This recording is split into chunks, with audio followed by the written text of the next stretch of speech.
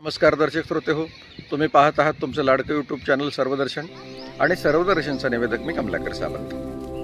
आपल्या या यूट्यूब चॅनलवर दर्शक श्रोत्यांच्या आवडीचा एक विषय असतो आणि त्यामध्ये चर्चा तुमची आमची या सदरात तुम्ही जे काही प्रश्न विचारता किंवा जी कुठली माहिती विचारता त्यावर आपण नवीन एपिसोड देत असतो।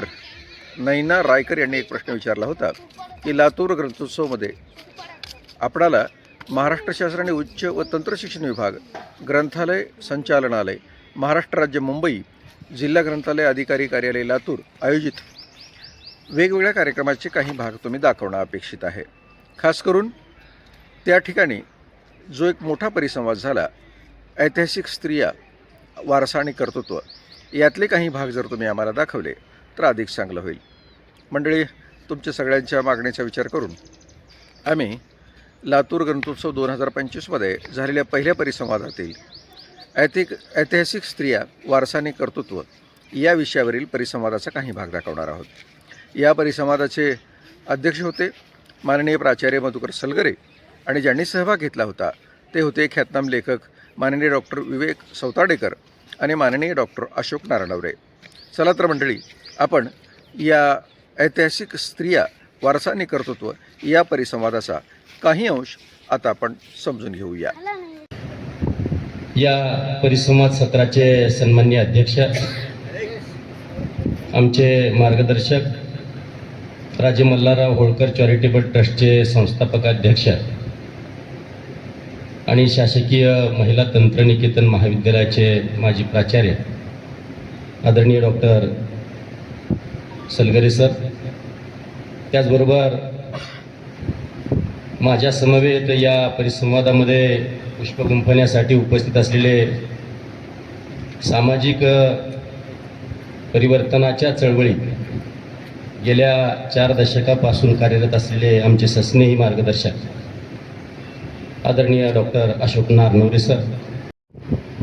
आजचा हा विषय अत्यंत उत्कृष्ट अशा पद्धतीचा विषय आहे। मी अगोदर संयोजन समितीचा आभार मानणार आहे, त्यांना धन्यवाद देणार आहे। त्याचं कारण असं की स्त्रियांच्या विषयी आजचा हा विषय म्हणण्यापेक्षा संपूर्ण जो जिल्हा ग्रंथोत्सव आहे, मी पत्रिका चालली असता मला लक्षात आलं की सगळा भार हा स्त्रियांच्या अनुषंगाने आहे। न स्त्री स्वातंत्र्य मर्हती, स्त्रीला कसल्याही प्रकारचं स्वातंत्र्य देऊ नये असं लिहिणाऱ्या त्या अविवेकी लोकांसाठी ही एक चपराक आहे असं म्हणायला हरकत नाही। आपण सातत्यानं पाहत असतो की कर्तृत्व हे इतिहास काळामध्ये पुरुषांनीच केलं। पुरुषांनी केलंय का? हे केलंय, ते सत्यच आहे, परंतु त्याच्यासोबत महिलांचं सुद्धा कर्तृत्व हे मोठं आहे हे आपल्या लक्षात आलं पाहिजे। म्हणून हे दाखवण्याचा किंबहुना आजच्या समाजाला त्याची जाणीव करून देण्याचा प्रयत्न मला वाटतं आजच्या या विषयाच्या माध्यमातून होतो आहे। आजचा विषय मांडत असताना मला असं वाटतं की ऐतिहासिक स्त्रिया, कर्तृत्व आणि वारसा हे सांगत असताना आपण इतिहास म्हटलं की जरा थोडंसं एक मध्ययुगापर्यंत पाठीमागे जातो, परंतु इतिहासाचे 3 विभागामध्ये, कालखंडामध्ये त्याचं विभाजन केलं आहे। एक प्राचीन काळ, मध्ययुगीन काळ आणि आधुनिक काळ। तर प्राचीन काळामध्ये जर आपण पाहिलं तर आपण असं म्हणतो की स्त्रियांचा जो उदय आहे, स्त्रियांचं जे कर्तृत्व आहे आधुनिक काळातच सुरू झालं, परंतु असं म्हणणाऱ्यांसाठी अत्यंत महत्वाची बाब अशी आहे की इतिहास काळामध्ये पाहत असताना, आपण प्राचीन युगामध्ये पाहत असताना आपल्याला एक महत्वाची गोष्ट मी आपल्याला सांगू इच्छितो की प्राचीन काळामध्ये इसवी सन पूर्व 6वं शतक ते इसवी सन पूर्व 3रं शतक, या शतकामध्ये महाप्रजापती गौतमी, खेमा आणि उत्पलवन्ना याने थेरी कालखंड, याला थेरी कालखंड असं म्हणतात। म्हणजे थेरी म्हणजे काय तर उच्च विद्या विभूषित अशा स्त्रियांनी काही काव्यांची रचना केली, त्याला आपण थेरी कालखंड असं म्हणतो। ही बुद्धांच्या काळातली आहे। त्यामुळं स्त्रियांच्या लेखनाची परंपरा, त्यांच्या कर्तृत्वाची परंपरा ही आपल्याला इसवी सन पूर्व 500 वर्षापूर्वी येते. त्याच्यामुळं आधुनिक काळात केवळ सावित्रीबाई फुलेंपासूनच आपण इतिहास सांगत असतो. हा इतिहास तेवढासा खरा नाही, कारण तो इतिहास आहेच आहे, परंतु आपल्याला इतिहासाची पार्श्वभूमी जर पाहायची असेल तर इसवी सन पूर्व 500 ते 600 वर्षापूर्वी या थेरी कालखंडामध्ये, गौतम बुद्धाच्या कालखंडामध्ये या स्त्रियांनी फार महनीय असं काम केलेलं आहे. 101 या भिक्षुणींनी या 72 कथांचं त्या ठिकाणी संग्रह करण्याचं काम केलं आणि या संग्रहाच्या माध्यमातून तत्कालीन स्त्रियांची जी दयनीय परिस्थिती आहे हे लेखनाचं काम केलं. आणि त्यावेळेला त्या फक्त तोंडी सांगत होत्या, परंतु पुढे आलेल्या सम्राट अशोकांच्या कार्यकाळामध्ये याचं लेखी स्वरूपामध्ये लेखीबद्ध आणि शब्दबद्ध करण्याचं काम केलं आणि ते आपल्याला आजही आपल्याला पाहायला मिळत आहे.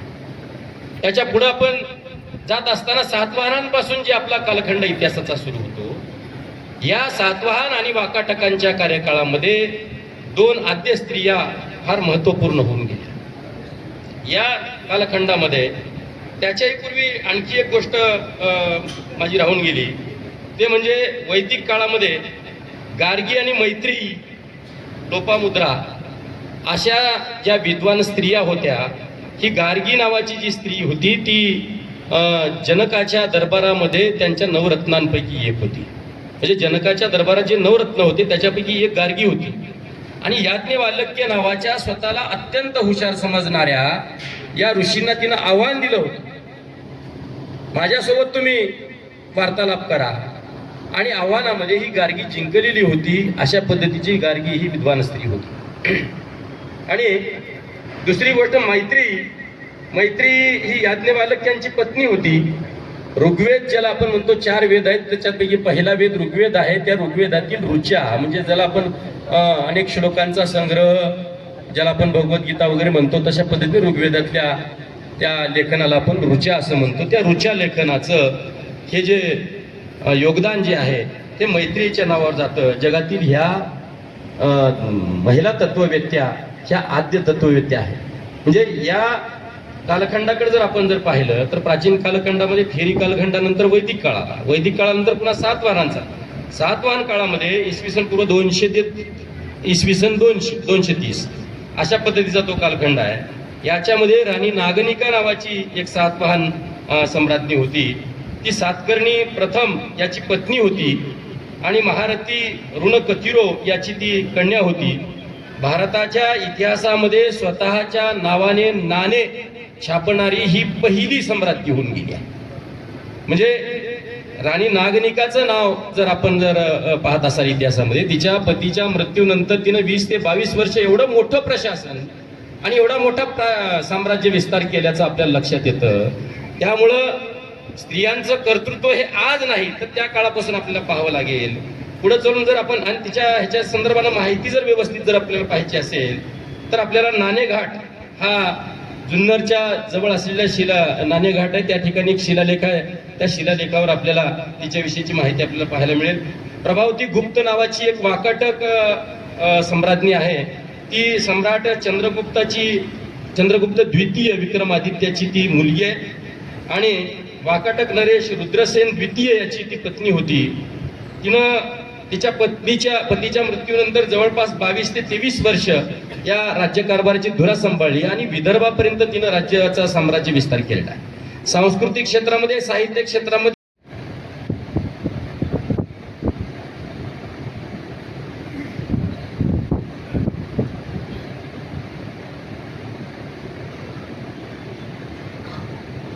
लातूर दंतोत्सव या वतीनं या ठिकाणी जो परिसंवाद संपन्न होत आहे, या परिसंवादाचे अध्यक्ष ज्येष्ठ इतिहासकार आदरणीय मधुकर सलगरे सर, या विचारपीठावर विराजमान असलेले आणि ज्यांनी आत्ताशी आपली मांडणी केली ते इतिहास संशोधक आमचे मित्र डॉक्टर विवेक सौतडेकर, या विचारपीठावर विराजमान असलेले आदरणीय वंदना काटकर मॅडम, आदरणीय ज्यांचं सुरेख संचालन करत आहेत ते हलगुडे, श्रोत्यामध्ये बसलेले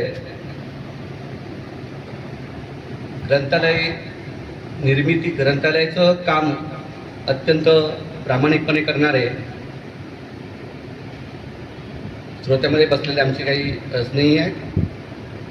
बाळ होडीकर, कमलाकर सावंत, आत्माराम कांबळे,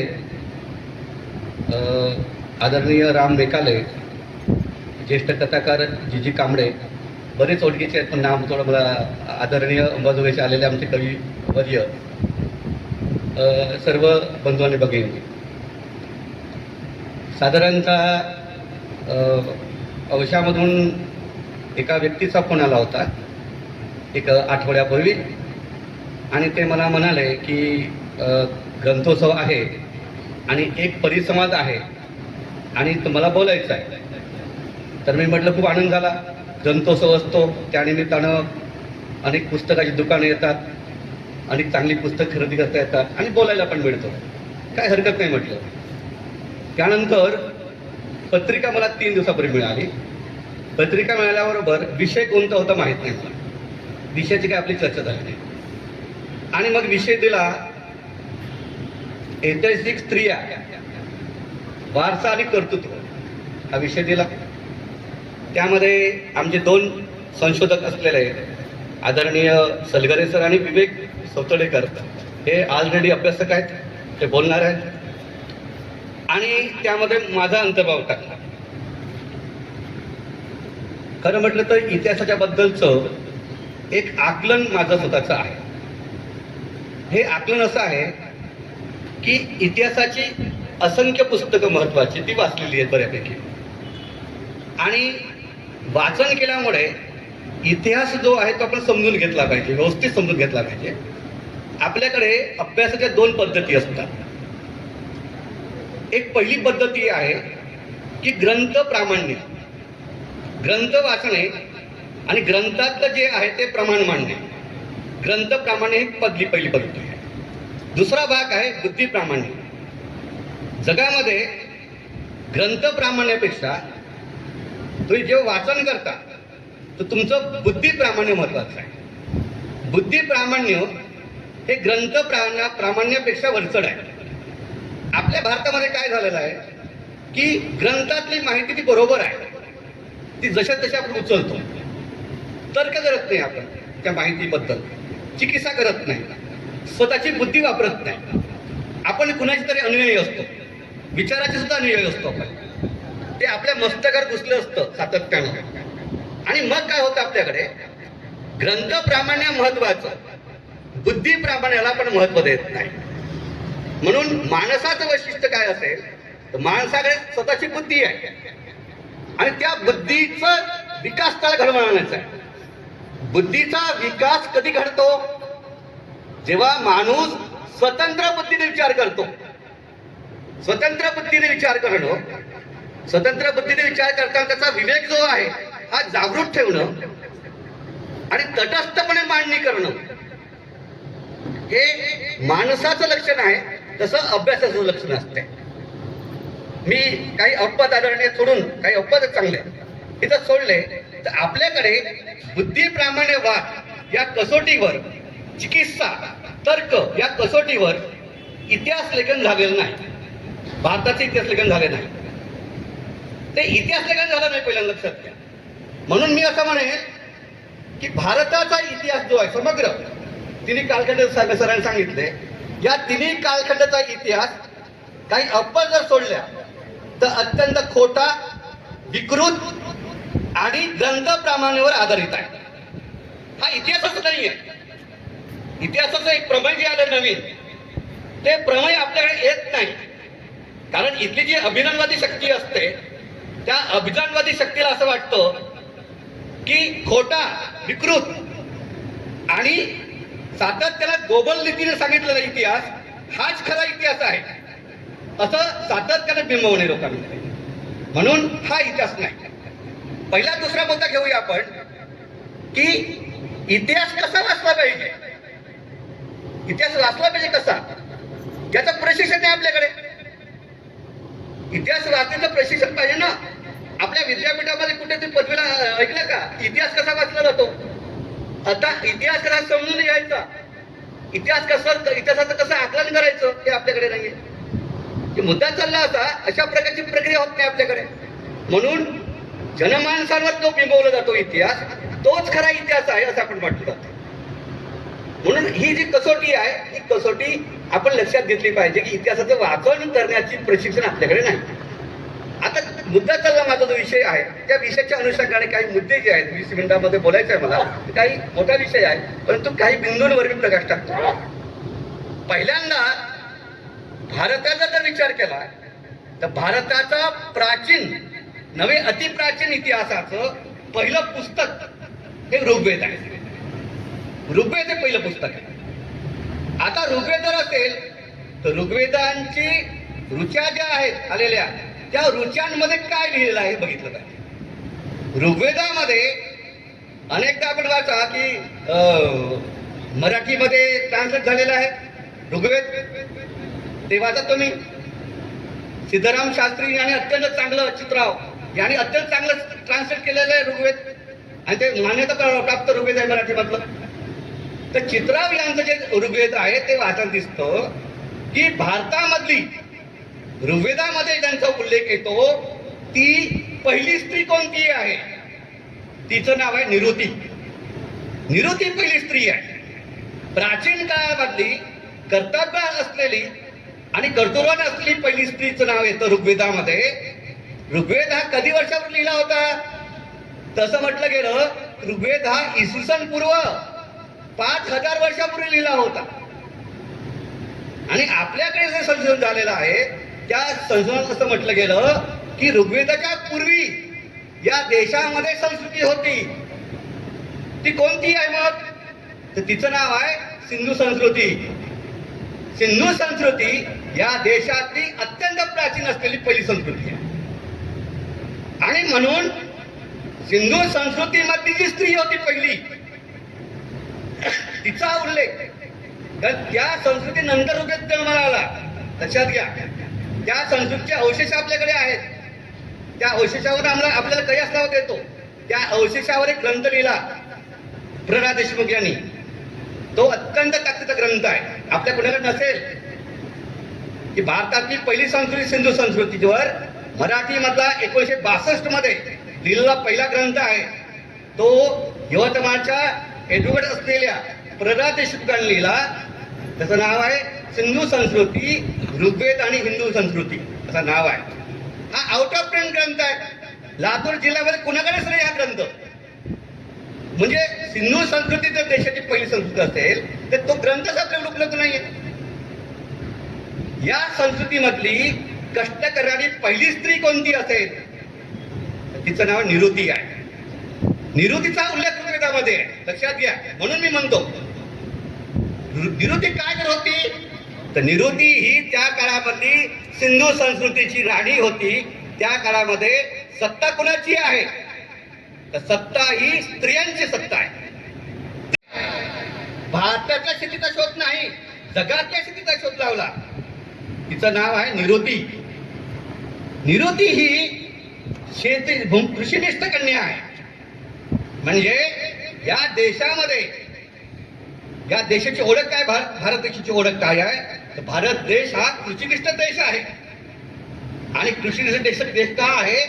कारण त्या शेतीचा पहिला शोध या देशामध्ये निरुतीने लावलेला आहे. ती काठी उपटून शेती करायची आरंभीला. तेव्हा बैलबिल काही नव्हते. त्याचा संपूर्ण वेध घेतलेला आपल्याकडे. आपले जे इतिहासकार आहेत अत्यंत महत्वाचे जगप्रसिद्ध इतिहासकार, त्यामध्ये डी कोसंबी हे इतिहासकार फार महत्वाचे आहेत. कामरेड शरद पाटील या इतिहासकारांनी संशोधन करून निरुती कोण होती सांगितलं आहे. दासशूद्राची गुलामगिरीचे 2 खंड आहेत कामरेड शरद पाटलांचे, ते वाचा तुम्ही. त्याच्यामध्ये सगळे उल्लेख आलेले आहेत. दुसरा मुद्दा या ठिकाणी, आपल्या अवतीभोवतीच्या राण्या आहेत. तुळजाभवानी ही राणी असेल किंवा आणखी ज्या मातृदेवता आहेत आपल्याकडे, या मातृदेवताचे मंदिर आपण करतो. तुळजाभवानीचं आपल्याला फार मोठं आकर्षण आहे. आपल्या स्त्रिया जातात अनवणी पायनं. वारी करतात. अनेक स्त्रिया आहेत आपल्याकडे, रेणुका माताची माता आहे परत आपल्याकडे. या महाराष्ट्रामधल्या ज्या मातृसत्ताक आहेत, या मातृसत्ताक देवता आहेत, या देवता नाही आहेत, या शेतकरी करणाऱ्या शेतीकन्या आहेत. रेणुका असेल, तुळजाई असेल, या अत्यंत गणनायक पद्धती होती त्या काळामध्ये. या गणनायकामध्ये शेती करणाऱ्या या संपूर्ण राण्या आहेत.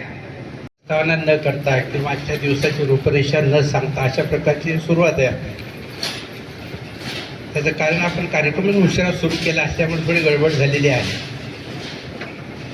असू द्या, या सेशनशिवाय आपला दिवसभराचे इतर कार्यक्रम आहेत, त्याच्याकडे देखील लक्ष ठेवणं आवश्यक आहे. आपण या संमेलनाच्या दुसऱ्या दिवसाच्या पहिल्या सेशनमध्येच आपण सगळे या स्थितीमध्ये आहोत किंवा या अवस्थेमध्ये आहोत. या कार्यक्रमासाठी, या विषयासाठी नियोजनाप्रमाणे 3 वक्ते आणि 1 अध्यक्ष होत्या, पण अध्यक्ष मॅडम न आल्यामुळं पुरुषालाच अध्यक्ष करण्यात आलेला आहे. ह्या गमती जमती अशा असतातच. कदाचित मी लातूरमधल्या महिला पॉलिटेक्निक प्रिन्सिपल असल्यामुळे पूर्वी होतो, आत्ता नाही, एक 10 वर्ष प्रिन्सिपल असल्यामुळे वुमन्स पॉलिटेक्निकचा आजच्या अध्यक्षपदाची संधी माझ्याकडे आलेली दिसते. नॅचरली, कुठलीही मेहनत न घेता वगैरे अशा प्रकारची. मित्रांनो, आपल्या सर्वांचं मी या शाळेमध्ये, कॉलेजच्या, औसानगरीच्या प्रांगणामध्ये मनपूर्वक स्वागत करतो. खूप चांगल्या विषयासाठी आपण सगळे इथं आलेले आहात. जनता, साहित्य, ह्या सगळ्या गोष्टी जवळून पाहण्याचा योग मला आलेला आहे. याही परिस्थितीमध्ये आपण एवढ्या उत्साहाने आलात, स्वागतार्ह गोष्ट आहे. आपण याबाबतीत नशीबवान आहात. या आजच्या सेशनसाठी आमच्या दोन्ही वक्ते खूप चांगले तुम्हाला भेटलेले आहेत. डॉक्टर विवेक सौताडीकर यांनी महिलांच्या वतीने सगळा इतिहासच अगदी मर्यादित वेळेमध्ये सांगितलेला आहे. तो आवश्यकही होता. एखाद दुसऱ्या महिलेवरती, स्त्रियावरती बोलण्याची ही वेळ नाही किंवा वेळ कमी पडतो. पण त्याने जो प्रकाश टाकला तो खूप उद्बोधक आहे. आपण त्यापासून नेहमी दूर असता अशा विषयावर त्याने हात घातलेला आहे. या कार्यक्रमासाठी माझं नाव नव्हतं खरं तर. आमचे प्रभाकर कापसे, नंतर जयद्रथ जाधव या लोकांनी माझं नाव कोणाकडचं सुचवलं आणि मला इथं बोलवलं. असं मी आगंतुकच गेस्ट आहे म्हटलं, चालेल. आणि ठीक आहे म्हटलं, जवळचं ठिकाण आहे, येता येतं, बोलता येतं, ऐकता येतं, या उद्देशाने मी इथं आलो आहे. या येण्यामध्ये माझं दुसरं एक रिझन होतं. अशोक नारनवरे जे आहेत ते माझे जुने मित्र आहेत, पण असं मी कधी एकत्र बसलेलं नव्हतो. रस्त्यामध्येच हाय हाय फाय फाय काय म्हणायचं निघून जायचं, आणि ते नेहमीच स्माईल देत पुढे निघून जायचे. आणि मी मात्र उगीच त्यांच्या मागे फिरत असायचं किंवा बघत राहतो, असा तो प्रसंग आहे. इथं आज अशोकची भेट झाली. अशोकरावनी, मी नारनवरे सरांनी वेगळ्या अँगलनं महिलाविषयी प्रकाश टाकलेला आहे. विवेकजीच्या बोलण्यामध्ये भारतीय स्त्रियांचा जास्त प्रभाव आणि दर्शन आपल्याला दिसतं. पण अशोकजीच्या बोलण्यामधून जागतिक स्त्रिया आणि इतिहासामध्ये स्त्रियांचं स्थान या विषयावरती त्यांनी टाकलेला प्रकाश माझ्यासाठी नवीनच आहे.